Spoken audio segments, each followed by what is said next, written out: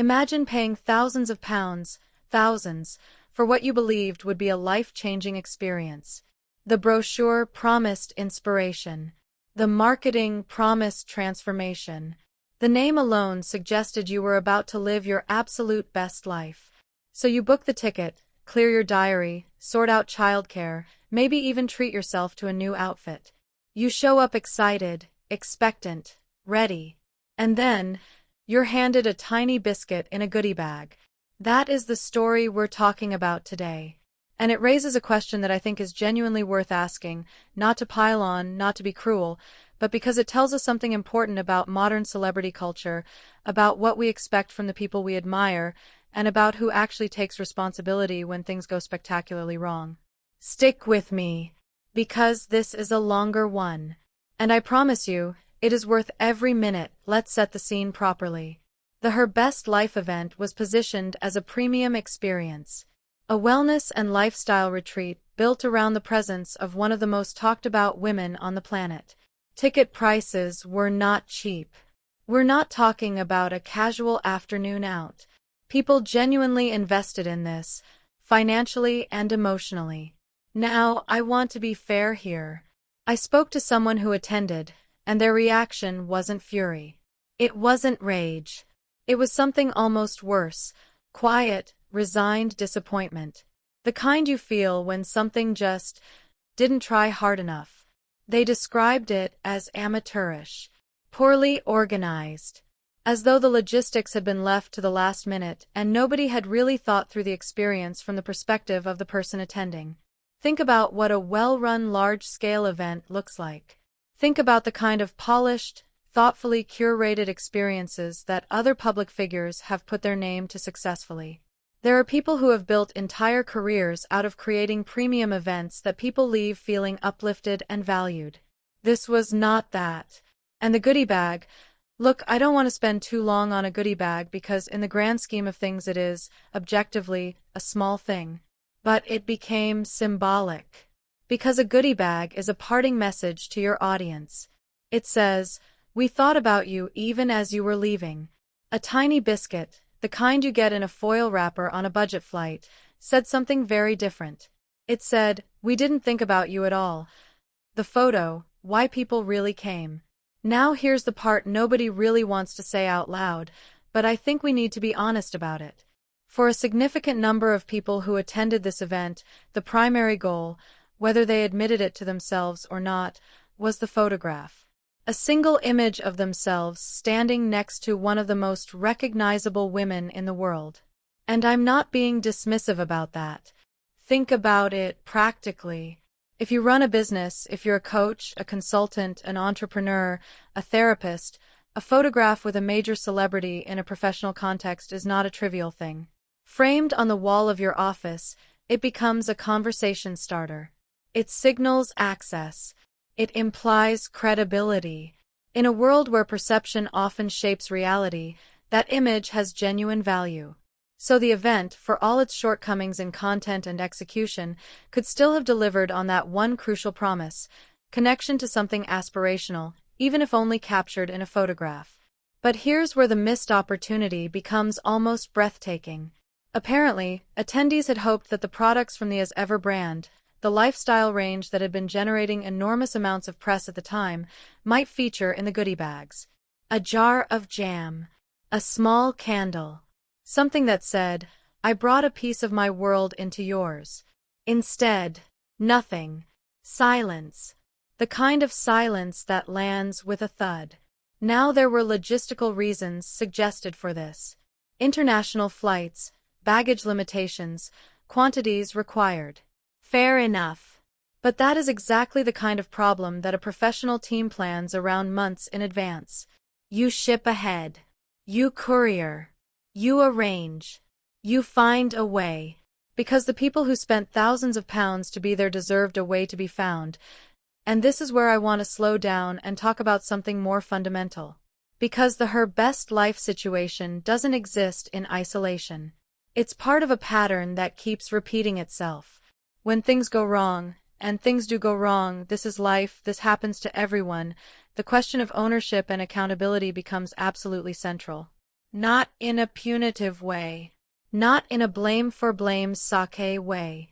But because the way someone responds to failure tells you everything about who they are.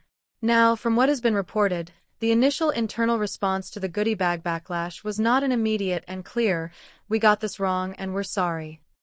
Instead, there was a process of pushing back, of preparing a rebuttal, of looking for ways to explain or deflect. That's a choice. And it's a revealing one. There's a concept I think about a lot in relation to people who build personal brands. And it's this: your name is on the bill. Whatever sits underneath your name, the event, the product, the campaign, the experience, that is yours. You don't get to take the applause when it works and pass the clipboard when it doesn't. That's not how it works in any field. Think of any major performer, any serious artist or entertainer. If they walk onto a stage and something goes wrong, nobody blames the lighting technician in the first instance. They ask, who is ultimately responsible for this show? The answer is always the person whose name is at the top. That standard applies equally here. Possibly more so, because the people who attended weren't just buying an entertainment experience, they were buying into a persona, into a promise, into the idea that the person behind all of this is someone worth following, worth learning from, worth paying to be in a room with. That promise requires follow-through. And follow-through requires accountability. Now let's turn to Australia.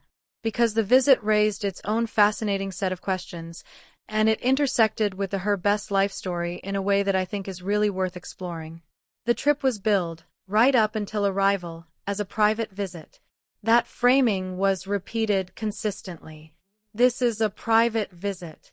Personal time. Not an official engagement. Except, when you are a private individual on a private visit, you don't have a spokesperson issuing statements to the press about the nature of that visit. You don't put out communications. You don't have logistics teams arranging arrivals at institutions where crowds have gathered to see you. The very act of announcing its private nature makes it public. That contradiction sat at the heart of the whole Australian chapter. And it's one that the team didn't seem to notice, or chose not to address. Then came Bondi Beach. And honestly, I found this moment oddly brilliant, though not in the way it was intended. A woman on the beach. Just a regular person, enjoying her day, who decided she had absolutely no interest in moving for anyone. She stayed exactly where she was. And something about that, the pure, unapologetic ordinariness of it, felt like a refreshing counterpoint to the carefully curated spectacle happening around her. But Bondi Beach became significant for another reason entirely. Shortly after, clothing worn during the beach visit was posted, on a new app, allegedly with a commercial arrangement that generates commission on items sold. And that would have been, in isolation, entirely unremarkable. Many public figures do exactly this. It's a legitimate commercial model. The problem was the timing and the context. Because Bondi Beach carries enormous emotional weight in Australia. It is not simply a tourist destination. It is a place associated with a national tragedy, one that remains raw and present in the hearts of many Australians. To post commercial clothing content using that setting as a backdrop, in that moment, regardless of intention, was an error of tone that any competent advisor should have flagged instantly. And when the backlash came, the posts came down. But reportedly, the understanding of why they needed to come down took longer to arrive than the decision itself. I want to take a moment to talk about Harry. Because I think he often gets swept up in analysis that is primarily focused on his wife, and I think that's worth separating out. During the Australian trip, by most accounts, Harry came across well. There were moments, particularly in his engagements with certain groups, where he seemed to genuinely reconnect with something. A purpose. A presence. The version of himself that the public responded to warmly in his earlier public life. He was described by observers as engaged, genuine, present. And you can only imagine what it must be like, in those moments of personal competence, when things are actually going well, to then find the surrounding narrative consumed by controversies that have nothing to do with you. But this is the bind he finds himself in. The decisions made around him, the commercial arrangements, the social media posts, the event organization, these land on both of them. There's no clean line that separates Harry's reputation from events he had no involvement in planning. That, to me, is perhaps the most genuinely complicated part of this whole story. Because whatever choices led him to this point in his life, he appears to genuinely want to do meaningful work. And meaningful work requires a foundation of public trust. Every avoidable controversy erodes a little more of that foundation. And the trend lines here are not encouraging. We've had what some described as disaster tourism when the LA fires were burning, an appearance that, whatever the intention, felt to many observers like an intrusion onto a story that didn't need them. There were visits to conflict zones. Again, the optics were uncomfortable. What, people asked, is actually being achieved? The world doesn't need a spotlight brought to suffering it can already see. What it needs, in those moments, is quiet, competent, consistent action. And that is a much harder brief to fill, so where does all of this leave us? I think her best life situation, the Australian visit, the Bondi controversy, they're all pointing to the same underlying issue.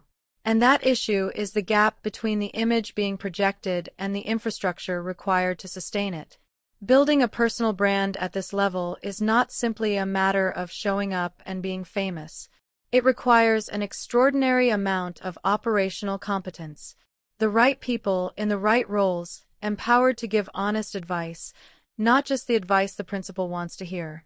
The best-run organizations at this level have one thing in common: a culture where bad news travels upward quickly, where course corrections happen fast, and where no single person is protected from the truth of how their decisions are landing. What we see playing out here appears to be something different. A pattern where accountability is deferred, where the spotlight is sought but the responsibility is not, and where the same mistakes repeat themselves with remarkable consistency. That is not sustainable. Not commercially. Not reputationally. And this matters, in terms of the actual impact you can have on the world if that is genuinely your aim. There will be people watching this who are themselves building something. A brand, a business, a platform. And the lesson I would take from all of this is not a schadenfreude lesson. It's a practical one. Own your outcomes. Hire people who will tell you the truth. Put your name only on things you are willing to stand fully behind. And when something goes wrong, because it will, be the first person to say so. That is how trust is built. Slowly, consistently, through action, not image. And that, ultimately, is what no amount of marketing can manufacture. Thanks for watching. If you found this interesting, do hit the like button. It genuinely helps the channel. And I'll see you in the next one.